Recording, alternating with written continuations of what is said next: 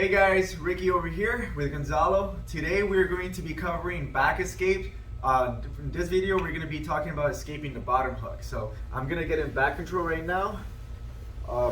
First, before I start, something that's really important to understand when it comes to escaping back control is I'm always trying to find a way to disconnect my back from his chest, right? So his hooks are there, his grips are here, his hooks are here. So these are playing a good part in me not being able to create that disconnection. If I attempt to do so, his hooks and his arms are kind of preventing me from doing so. So first things first, I always want to make sure that I protect the most obvious thing, which is the choke. From back control, I'm always trying to control at least a C grip downward towards the wrist. I don't want him close to my neck. So if I could find a way, especially with the gi, and I can grab some slack, I grab as far as I can with the arm and I pull it down. Kind of if I'm carrying like a heavy bag over my shoulder, and I'm gonna just keep it down here with me, right? Any attempt of him trying to pull his arm away, I can feel that muscle and I can use that to my advantage.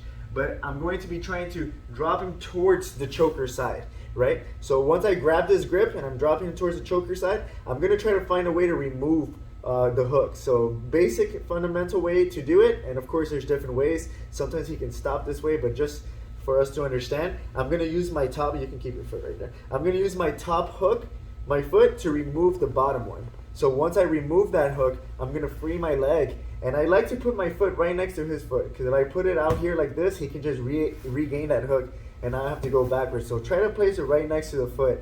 Any attempt of him trying to regain it now helps me actually get my hip out, which is very important. I need to find a way to clear my hip so he doesn't have that lever of that bottom leg under me. So once I've managed to get out of the hook, he has his grips over here. So in order to create that chest to back disconnection that I was talking about earlier, I'm gonna use my feet to flatten my back to the floor. And once I create that disconnection, I'm going to reach for the head and I'm going to turn belly down. A lot of times I notice people get confused when I teach it sometimes because they go towards the guard spinning this way. Good way to think about it is try to turn away from the guard. I'm trying not to get put in his guard. So I'm gonna go belly down here, like so. And then I'm gonna end up on top. An important detail that I wanna talk about is how important this grip is.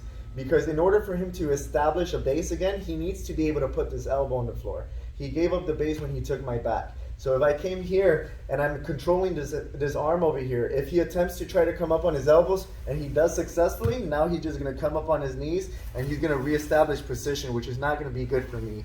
So I need to make sure, straighten your right leg, that I'm keeping this arm with me. Any attempt of him trying to come up on his elbow, I have to control first, and then I can execute the escape. Cool? Hope you guys like it.